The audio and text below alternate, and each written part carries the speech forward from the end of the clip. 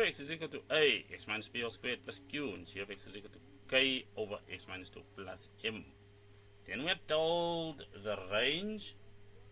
That's some nice information in terms of y not being equal to 3. D is the turning point of f and lies on both asymptotes of g. That's interesting information. That'll give us values for p and q. Now we're also being told that a 3, 5 is a point of intersection of f and g. Nice. And then finally, b and c are y-intercepts. I'm sure that'll come into play later. Now, state the domain of g. Well, the domain relates to the x values, and we just read the denominator over there, which will tell us that x cannot be equal to 2, although it's still a member of the rails. Now determine the values of a, b, and q, which are these values over there. Well, we were told that the range of g is equal to y is not equal to 3. So let's just flesh out the equation of g. So that means g of x is equal to k over x minus 2 plus 3. Therefore, q is equal to 3 within this equation, because that is going to come from m, which is over there. So let's rewrite that. We'll have y being equal to a multiplied by x minus b all squared plus 3.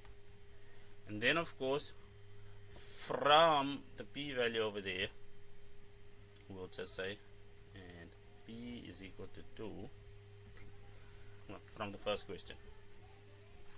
Therefore, y is equal to a x minus 2 all squared plus 3. So let me reaffirm that. It says the turning point of f lies on both asymptotes of g, so we have to use that value of 2 and that value of 3, and that is of course what I've done over here. Now we can just take this point a, which is equal to 3 and 5, and then sub it in here. So sub in a with x value 3 and y value 5, and we shall get in a different color that 5 is equal to a, bracket open, 3 minus 2 all squared plus 3. That's just all equal to 1, because 3 minus 2 is 1 and 1 squared is still 1. Subtract 3 from both sides, so that gives us 2. A times 1 is just a, and that gives us the value of a. Here we have value of p, here we have the value of q. Right. Y is equal to, well, a's value is 1, and then we'll have x minus 2 all squared plus 3.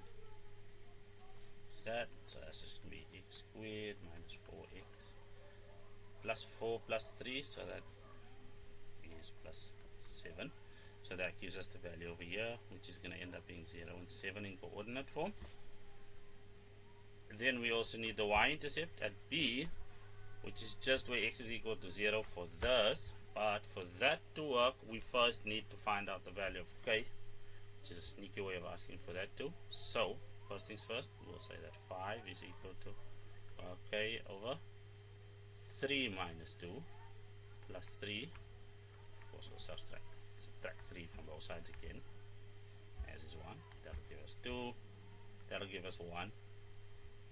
Now, if I just read this correctly, the only thing left on that side is k, and the only thing left on that side is 2. Let's do a little bit of a color switch. Therefore, y is equal to, k is 2, and then of course we need to make x equal to 0 if we want to find the y-intercept of any graph. So 0 minus 2 is just minus 2, and then it's plus 3. This becomes plus 3. Sorry, I have this nasty habit of turning 2's into 3's. You guys will spot it from time to time. Please forgive me. Never getting rid of that habit. I just have to be aware of it. So, BC.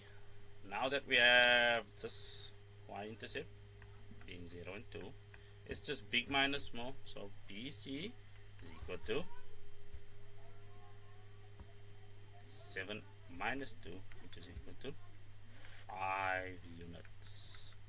That's it? That's it.